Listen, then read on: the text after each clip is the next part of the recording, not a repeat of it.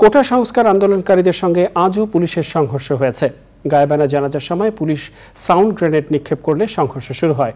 এদিকে অনির্দিষ্টকালের জন্য বন্ধ ঘোষণা করা হয়েছে ঢাকা বিশ্ববিদ্যালয়।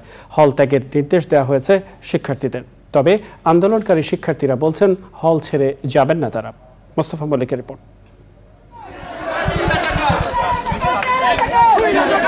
এই দৃশ্য ঢাকা বিশ্ববিদ্যালয়ের উপাচার্য ভবন থেকে শুরু করে টিএসসি পর্যন্ত।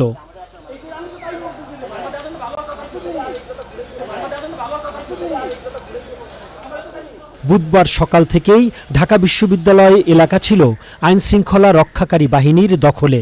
সকাল 10টার কিছু আগে প্রশাসনিক ভবনে সিন্ডিকেটের সভা শুরু হয়। এ সময় আশপাশে বিপুল সংখ্যক বিজিবি ও পুলিশ সদস্য অবস্থান নেয়। সভায় বিশ্ববিদ্যালয়ে অনির্দিষ্টকালের জন্য বন্ধের সিদ্ধান্ত হয়। সভা শেষে কঠোর নিরাপত্তায় ভিসি ভবনে প্রবেশ করেন উপাচার্য মাকসুদ কামাল ও অন্য শিক্ষকরা।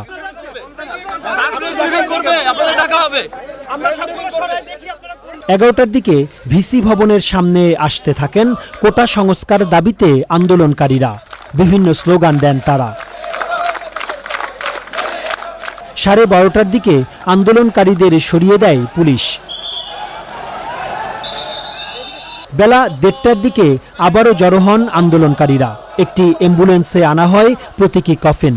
মঙ্গলবার নিহত 6 জনের গায়েবানা জানাজা পড়া হয়। জানাজা শেষে আবারও সংঘর্ষ। আন্দোলনকারীরা বলছেন শিক্ষার্থীদের প্রতি এমন আচরণ গ্রহণযোগ্য নয়।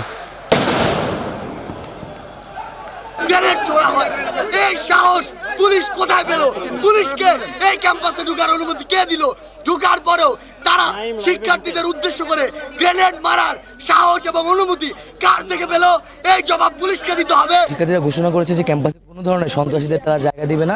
ক্যাম্পাসে শিক্ষার্থীরাই নিজেরা প্রশাসনের সাথে মিলে যৌথভাবে হল পরিচালনা করবে।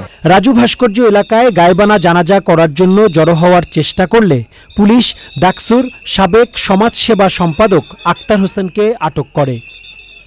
এদিকে শিক্ষার্থীদের হামলা ও হতাহতের প্রতিবাদে অপরাজেয় বাংলার পাদদেশে সমাবেশ করেছেন শিক্ষকদের এক অংশ।